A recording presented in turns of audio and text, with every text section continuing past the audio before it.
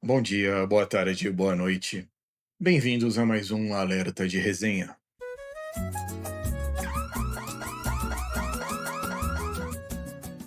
Bom, senhoras e senhores, mais um alerta de resenha sozinho. Como sempre, por ser sozinho, vai ser um vídeo bem sucinto, bem rápido, bem dinâmico, abordando um tema muito mais rápido aqui, que a gente vai falar sobre o que aconteceu desde a visita do Flávio Bolsonaro aos Estados Unidos e as propostas de novas tarifas ao Brasil e os possíveis ganhos políticos ao candidato Flávio e ao presidente Lula. Então, bora lá?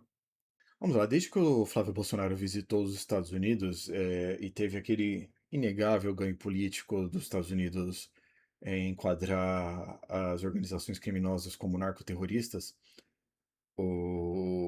logo depois que isso aconteceu, isso a gente fala no vídeo anterior.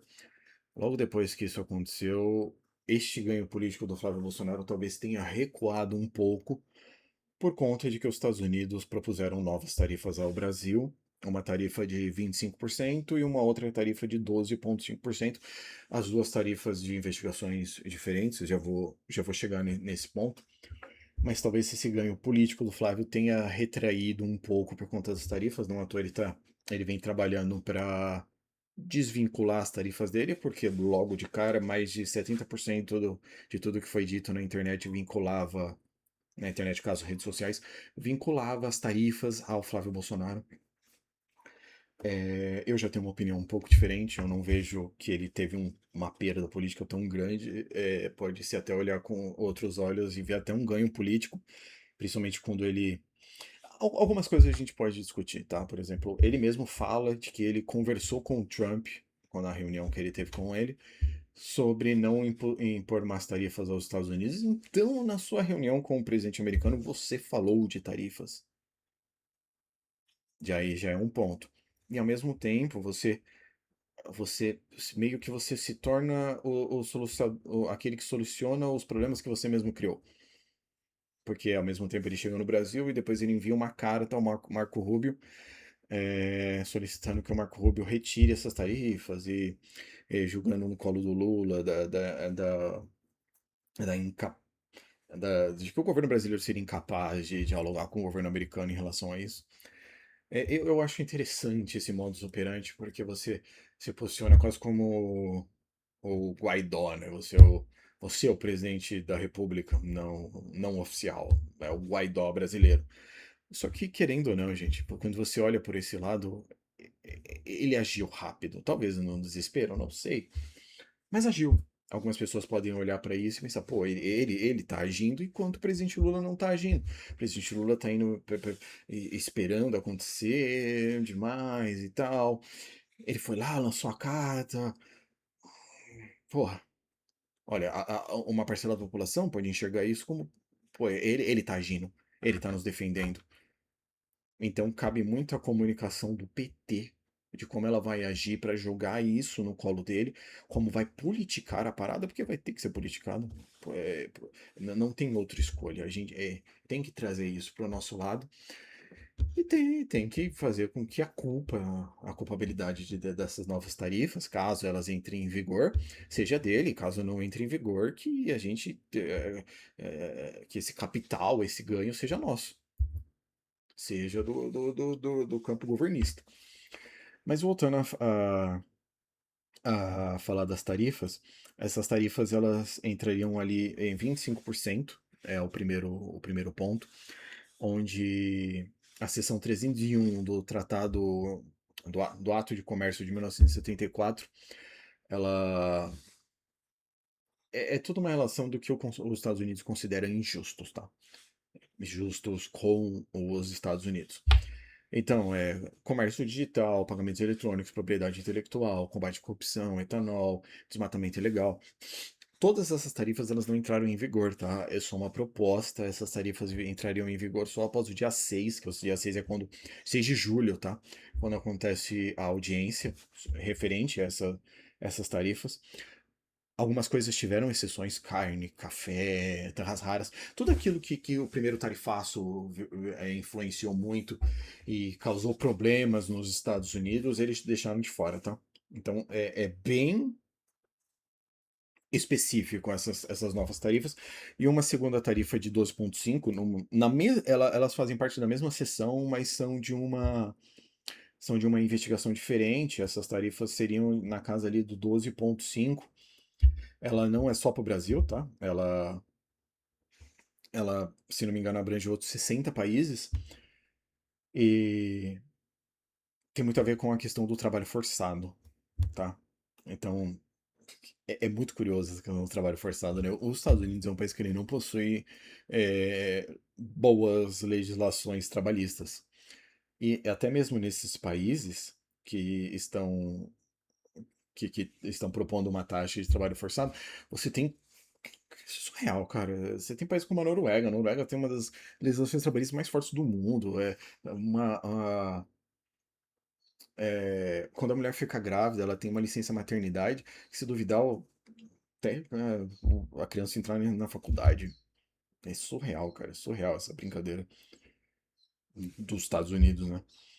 Mas voltando à tarifa inicial de 25%, algo que chama muito a atenção, desde até a questão da propriedade intelectual. Cara, os Estados Unidos, ele possui um local em Manhattan chamado Canal Street. Esse Canal Street é praticamente a 25 de março deles. A Canal Street ela é muito focada em produtos de luxo pirateados. Fica no sul de Manhattan, se eu não me engano. É um pouco diferente da 25 de março. 25 de março tem, obviamente, isso aqui em São Paulo, mas também você trabalha com todo um grande varejo. É um grande varejo. Só que é muito interessante essa questão de propriedade intelectual, quando a propriedade intelectual lá é claramente pouquíssima combatida, né? Mas, né, a pimenta no cu dos outros é refresco mesmo. Mas continuando, o que mais chama a atenção de todo mundo é o Pix. A questão dos pagamentos eletrônicos, transações monetárias de maneira digital. É o que chama a atenção é o Pix, porque o Pix, nessa seção 301 da Lei de Comércio Americana, o Pix ele é o mais citado. Por que que o Pix chama a atenção? A gente pode entrar em alguns cenários. O primeiro cenário é o cenário mais óbvio, de que quando você tem uma investigação dessa, essa investigação ela parte de alguém para solicitar essa investigação. Ela partiu do governo americano no ano passado, ela foi concluída agora. Só que as empresas de cartão de crédito, as bandeiras de cartão de crédito, principalmente Visa e Mastercard, elas estão completamente envolvidas nisso. E não só Visa e Mastercard, tá? A Meta também. A Meta também, porque 6 meses após o lançamento do Pix, a Meta lançou o WhatsApp Pay. Quem utiliza o WhatsApp sabe disso. E a Apple também tem um sistema de pagamento. Esses sistemas de pagamento não são utilizados porque o Pix é utilizado, né? Quando você vê até mesmo mapas que foram divulgados na internet depois do América Latina inteira e o sistema de pagamento mais utilizados na América Latina, a Visa domina a América Latina inteira e no Brasil é o Pix. Então quando é, a gente fala de que essas empresas estão de olho nisso, não é simples uma simples perda de mercado. Eu vou utilizando um dado interessante. O Pix ele não é só as transações financeiras como compras que seriam feitas via cartão de crédito ou cartão de débito. Ele também é muito utilizado pessoa via pessoa. A gente utiliza o Pix muito para pagamento de boleto, pagamento de conta d'água, conta de luz, aluguel, cacete a quatro que for. Só em 2025, a receita globalmente da Mastercard foi de 32,8 bilhões de receita global em dólares. A Visa foi de 40.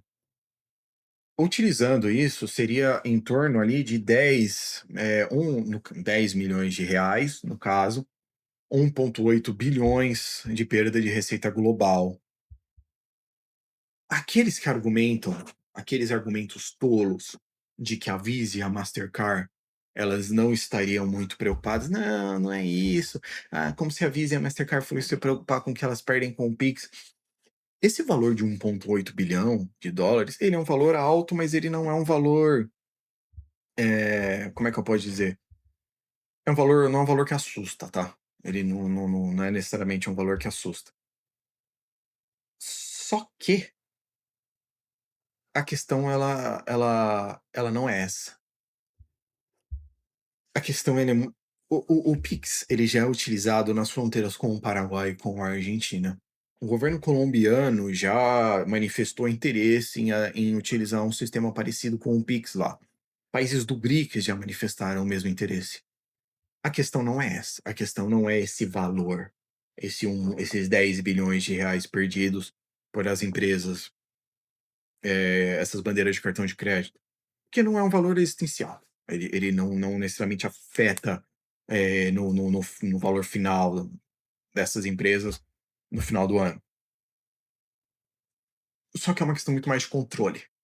Se, por exemplo, o gover o o Banco Central, ele começa a fazer parcerias e exportar essa ideia de Pix para fora, aí fica interessante, porque aí se mais gente começa a utilizar o Pix, mais gente utilizando o Pix, mais perdas para essas bandeiras. E por um conhecimento histórico dos Estados Unidos, quando os Estados Unidos é afetado não só de maneira estatal, maneira privada também, quando há um choque naquele monopólio americano daquele monopólio americano naquele setor específico, porque livre mercado é mato, tá?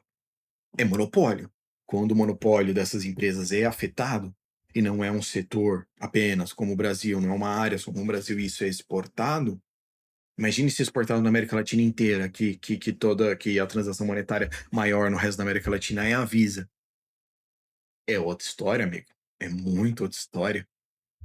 E nesse conhecimento histórico de como os Estados Unidos é afetado de maneira privada ou estatal, primeiramente, os Estados Unidos vai lá e ele vai te taxar, ou ele vai te sancionar, ou terão embargos, e no pior dos quesitos, os Estados Unidos te invade, mano. É o último setor. Então, essa questão do Pix, ok, a gente pode discutir a questão do os Estados Unidos não está muito interessado no como o Pix funciona, e sim quem regula. Porque quem regula o Pix é exatamente quem opera o Pix, que é o Banco Central Brasileiro. Então, não, mas a crítica dos Estados Unidos é porque o mesmo setor que opera o sistema monetário, o sistema de transações monetárias, é o setor que regula. Desculpa, foda-se. Foda-se você, Estados Unidos. Foda-se. Não, mas eles estão dispostos a negociar. Vamos abrir frentes de negociação com ele para tentar discutir, dos Estados Unidos não interferir no PIX. Putz, Estados Unidos, então é isso, né? É o Banco Central que te incomoda. Então vamos discutir, vamos colocar um outro sistema, como o ex-deputado que decidiu fugir para os Estados Unidos disse, utilizar um sistema que é privado e que vai cobrar taxas. Como é o sistema que eles utilizam lá para substituir, né. Amigo, foda-se, foda-se, desculpa. Foda-se se tá causando prejuízo, foda-se se é o Banco Central que regula e coordena. E vai continuar sendo, mano. E vai continuar sendo, não tem outra ideia. Porque, se eu vou não importa se as bandeiras de cartão de crédito dos Estados Unidos não estão sendo beneficiadas. Não importa se as Big Techs não estão sendo beneficiadas. Os Estados Unidos ele não enxerga um cenário favorável quando alguém nacionaliza algo, quando alguém tira as empresas privadas ou estatais dele da jogada. Ele vai interferir. De alguma forma ele vai interferir. Então, é o nosso Pix na reta, sim, sim. Você pode discutir de que eles estão apenas preocupados com o quem. Caguei, quem regula o banco. Caguei se a sua preocupação é essa. Desculpa, você que se foda. Você que se foda. América que se foda. Estados Unidos que se foda. Tá? É infraestrutura pública, estatal pra caralho, coordenada pelo Banco Central pra caralho, assim, possibilitando que muita gente participe, cara. Muita gente participe. E as bandeiras de cartões de crédito, e as Big Tech, e o governo americano, e o Trump, que se fodam, tá? Só para a gente ter uma noção de como os Estados Unidos trabalha com coisas que firam, que vêm a ferir os seus interesses, essa própria seção, a seção 301 do Ato de Comércio de 1974, que é uma lei comercial dos Estados Unidos, né? Da o STR, né, que seria o representante comercial dos Estados Unidos, que abre essas investigações, é,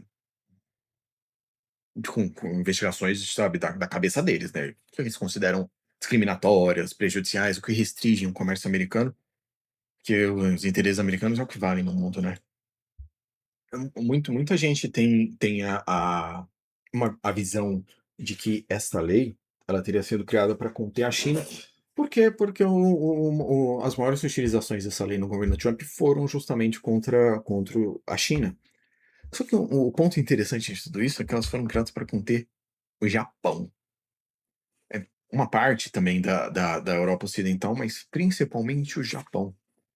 Para quem cresceu nos anos 80 e nos anos 90, eh sabe que o Japão, por muito tempo, se comentou do Japão se tornar a primeira maior economia do mundo. O Japão, por muito tempo, era a segunda maior economia do mundo, até ser passado pela China em 2010. Só que essa lei foi criada justamente para conter o Japão. Japão esse que deixa de ser a segunda maior economia do mundo, se você não sabe, por conta de acordos comerciais esdrúxulos com os Estados Unidos, que fizeram a puta que pariu para valorizar o iene. O iene teve que ser valorizado, e isso fudeu o comércio japonês, fudeu as exportações japonesas, que depois levou uma bolha imobiliária japonesa, que o Japão, desde os anos 90, não conseguiu se recuperar. Eu e hoje eu não me recordo se o Japão hoje é a quarta maior economia do mundo, mas desde então não consegue se recuperar. Essa lei foi justamente para conter o Japão, porque aí depois os acordos que o Japão fez com os Estados Unidos, que muitas vezes, que até mesmo no Japão se questionam esses acordos, mas esses acordos foram feitos porque o Japão, não. O Japão tem aquela questão de segurança, né, uma coisa de máfia pra caralho americana, né, "Olha, aceita esses acordos comerciais ou a gente deixa de te proteger", uma coisa de milícia do cacete. Então, quando os interesses americanos começaram a ser feridos pelo Japão, quando o potencial japonês industrial começou a incomodar os Estados Unidos, foi quando essa lei surgiu. E desde na década de 80, depois de acordos comerciais que valorizaram o iene japonês e fez com que as exportações japonesas sofreram demais, até vir a bolha imobiliária japonesa, a bolha que estourou, o Japão não se recuperou. Então é novamente aquele papo, né, interesses americanos sendo colocados em primeiro lugar, e os países tendo que se sujeitar a esse tipo de pressão. E aqui no Brasil, essas pressões sendo feitas, na maior hipocrisia do mundo, porque eles não conseguem conter as coisas lá dentro, então eles têm que virar o olho para a América Latina, e até mesmo a América Latina é essa que o Marco Rubio, esse que recebeu a carta do Flávio Bolsonaro. O Marco Rubio deu uma declaração, quando ele impôs essa semana novas sanções ao governo cubano e ao presidente cubano, uma nova declaração no Twitter, no X. O trecho final é muito interessante, que é os Estados Unidos dizendo que não vão permitindo no hemisfério deles governos marxistas radicais. Cara, é 1960 de novo, irmão, é Guerra Fria. É literalmente uma macartismo, uma coisa estranha. Que é uma ingerência, e eles falando: "Nosso hemisfério não", como se a porra do hemisfério fosse deles, eles foram dono da porra toda aqui, né. E isso é claramente, cara, os Estados Unidos não têm mais vergonha de dizer certas coisas, e eles não têm mais vergonha de que, eles vão ingerir aqui, eles vão tentar mudar o que eles querem aqui. Então as eleições de outubro, elas vão ser totalmente infectadas pelos Estados Unidos. Eles têm um candidato deles, Flávio Bolsonaro é o candidato deles. E, cara, assim, eu tô pessimista pra caralho. Não acho que o campo progressista, que é a esquerda, vá vencer as eleições esse ano. Tenho quase certeza que o Flávio Bolsonaro vai vencer as eleições esse ano. O antipetismo é a maior força. Eu falei isso num vídeo já. O antipetismo é a maior força política do país e agora sim, a maior força política aliada à interferência americana, Flávio Bolsonaro vai subir a rampa do Palácio do Planalto. Fica aí o fim do vídeo com com essa, essa tristeza, essa depressão do cacete. Mas é isso, é os Estados Unidos interferindo no PIX, ou interferindo nas nossas eleições. Só trazendo aí um vídeo rápido, com todo o contexto, né, do que significa a, a sessão 301 e as investigações que encerraram agora. Temos até o dia 6 dia 1, né? E depois dia 6, que é a audiência. Bom, vamos esperar para ver como é que vai ser.